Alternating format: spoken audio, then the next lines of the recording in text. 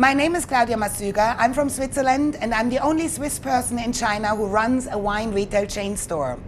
We import wines from all over the world, and the Belt Road Initiative will give us traders the possibility to bring wines much faster into China.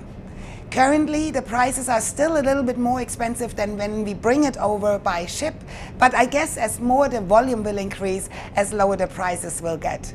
I also strongly believe that the Belt Road Initiative brings culture much closer together, and then all over, the whole world will be closer together. Welcome to The Point with Liu Xing.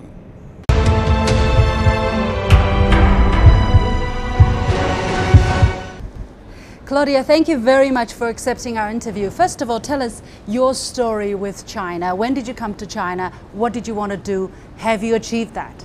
I arrived in China in 2008 and was great enthusiastic to learn more about the Chinese market. I only had 2 suitcases full of wine samples with me, and I traveled all around the country to figure out if there is a potential for selling wine in China.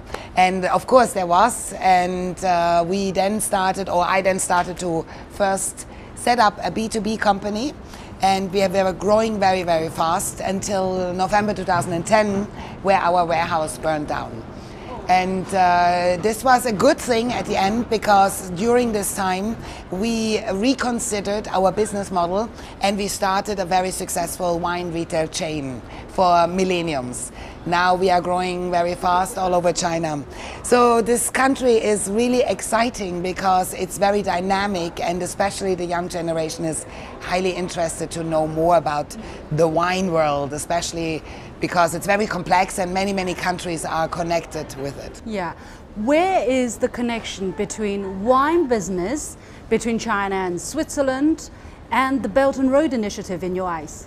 So we import wines from all over the world, and of course the Belt and One Road is very attractive for us traders, because it will give us much more faster ways to import the wines into China. I strongly believe that this is a very exciting and in long term very positive project, and it can bring the world closer together.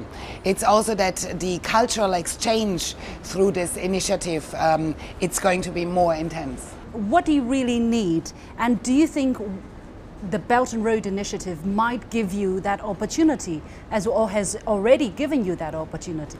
We definitely need a faster supply chain, and I guess this would be a very good option.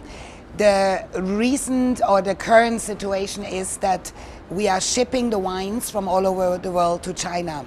If we would use now Belt and Road Initiative, then the prices right now per bottle is more expensive than by ship, but I guess this will change also after a while when the volume is increasing. So I still believe it's a very attractive option. Right now for us not possible because it's too expensive.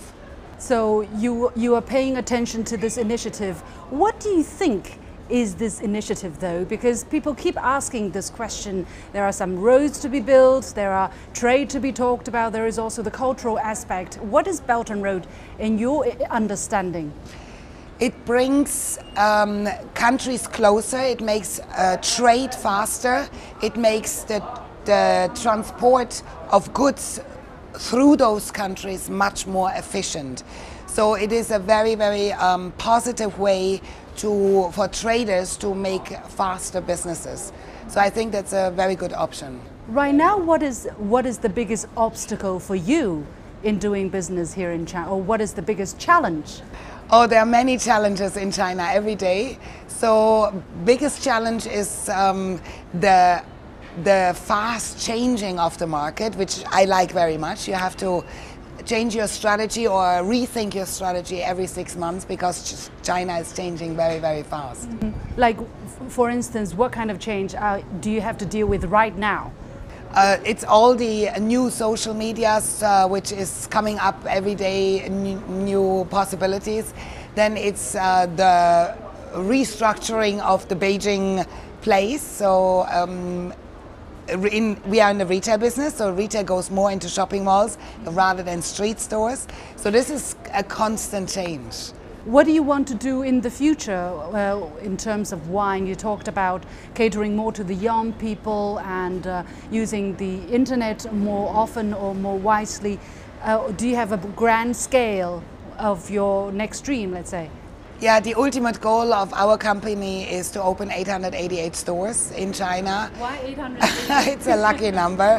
Okay. We target the young generation. We make wine drinking fun and affordable because many young people, they get confused in the complex wine world. So we simplify this, we give free tastings, we really guide them through it to enjoy a glass of wine. What has been the reception so far? How do the young people like it? Oh, they love it very much. We also grow with a franchise system, so our customer, the young people, opening now their own stores all over China. So it's very exciting.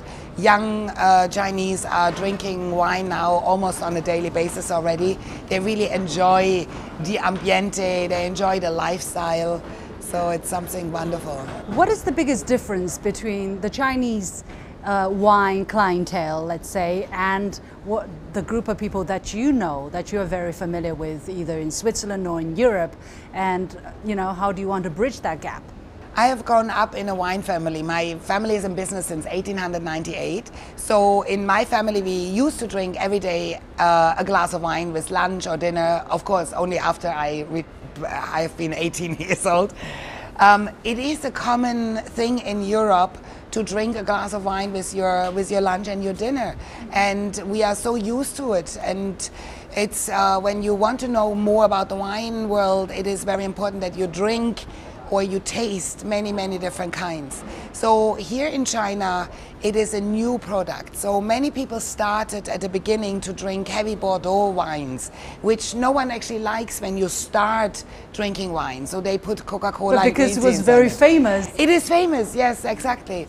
So it is very important that you not start with a strong, heavy wine. If you want to start drinking wine, you might start with a Moscato, which we just drink right now, or a more fruitier, rounder wine from the New World, rather than going into the complex wines. So you have to really go step by step through it. Yeah. Do you think the Chinese can appreciate wine, or have you seen progress since the past 9 years? Yes, of course, very much. So people enjoy now drinking wine much more than before, because they drink wine because they love it. They also, a lot of our customers, they learn which glass to use for which kind of wine, which makes a very big difference. We see in our stores young people gather together drinking a bottle of wine or sparkling wine, or a romantic couple is sharing a glass of red wine together. So this is more and more seen, and I see a huge potential also for the future. When you go home and tell your friends and your family about your business in China, what is their reaction? What is the biggest surprise for them? Yeah, well, China is in everyone's mouth. China is growing a lot. China is very dynamic. So my friends in Switzerland, they first of all have a complete different understanding about China. What do they think of China? They think it's much less developed than it is. So China is developing so fast. I mean, Beijing is a more modern city than I guess many cities in Europe already. So it's changing so fast, and it's adapting and letting new lifestyles introduce much faster than in any other country. And Switzerland being a very stable, quiet, nice country, there are not many changes, it's everything is very stagnated and very going always the same. So in China, it's changing a lot. What do you think can be done to improve the business relationship between China and Switzerland, and in general between China and other European countries, in your perspective? I think the Belt and Road Initiative is a very good start. China connects really the world together. It's an absolutely amazing opportunity. There is very good connections between China and Switzerland. We are doing already a lot of trade and a lot of exchanges. We have many Chinese investors also coming to Switzerland, and vice versa.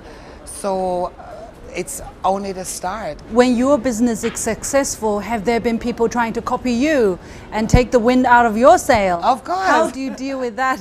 When you have a certain success, you get copied. If you don't get copied, you are not successful. I learned in China. Okay. So we have many, many copycats all around it.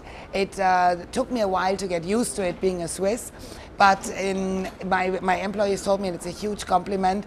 So this is something we are not afraid of. Okay. Actually, it's something good, because as more wine is accessible, people also learn a little bit more, and people then realize that, for example, other stores don't have this awesome price value than we offer it. So it is actually an opportunity. Every copycat is helping to introduce wine to the younger generation. Okay, I wish you all the success Thank you very much. to building 888 stores in the next couple of years, and hope that you will be able to use the opportunity created by the Belt and Road to achieve that dream. Thank you very much. Cheers. Cheers.